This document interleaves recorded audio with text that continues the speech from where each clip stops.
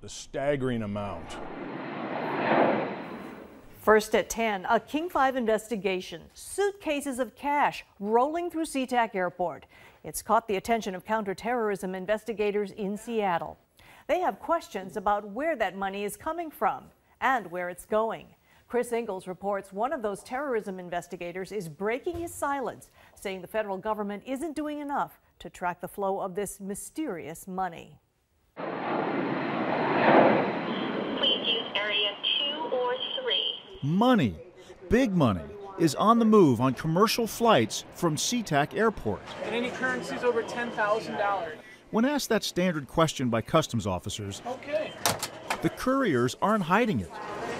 They report that their suitcases are filled with cash, hundreds of thousands, or even millions of dollars. It's not against the law. You could travel out of the United States with as much money as you choose to, as long as you declare it. The staggering amount. Veteran Seattle terrorism investigator Glenn Kearns started getting reports early last year. In the first one, a man told customs he was transporting $790,000 in cash overseas. Then it was $750,000, followed by 2 shipments of $1 million each on one plane. Before year's end, a suitcase with $2 million came through customs checkpoints at SeaTac. Of course, with our concern being counterterrorism, how much of that money is going to support terrorism? Kearns asked that question because of where that money was going and where it was coming from. It was shipped by Seattle area hawalas. Hawalas, the Arabic word for transfer, are typically in nondescript buildings around Seattle.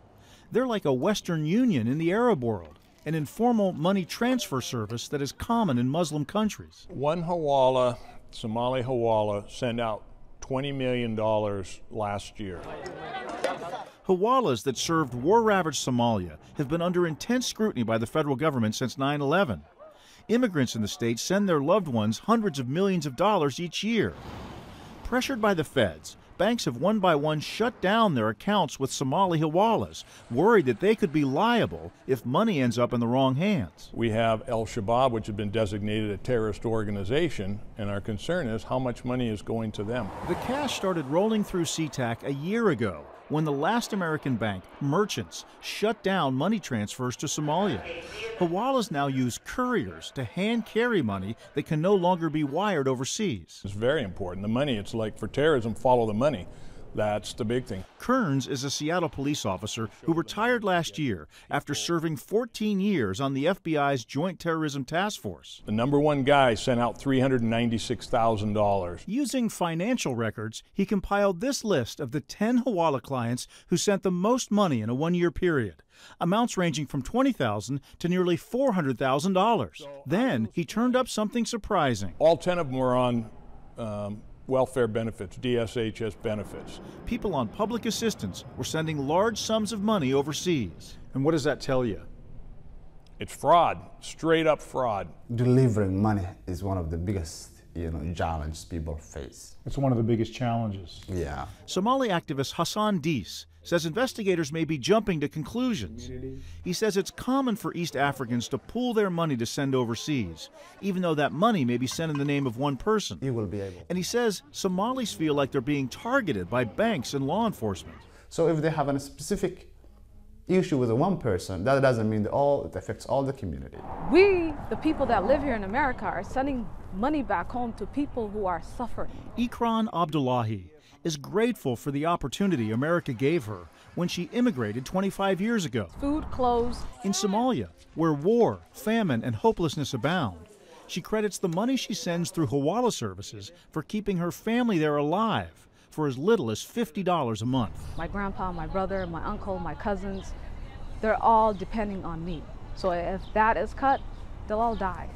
That was $6 million, $6.1 million in 72 days. Kearns took his case to the United States Attorney's Office last year, believing he had, at a minimum, a federal case for welfare fraud.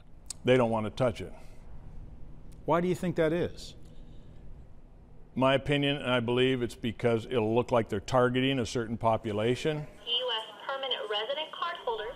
There needs to be more accounting of who's sending out that money. Where is it coming from?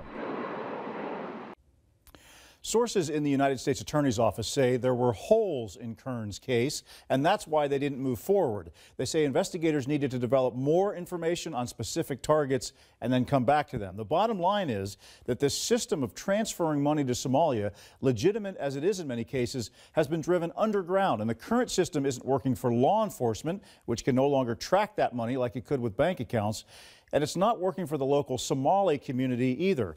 Lori, Mark, we have the 4th largest Somali community population in the U.S. here in Seattle, and they're fearful that this last means of sending money back to their homeland could be wiped out. So they're worried about what could be ahead here.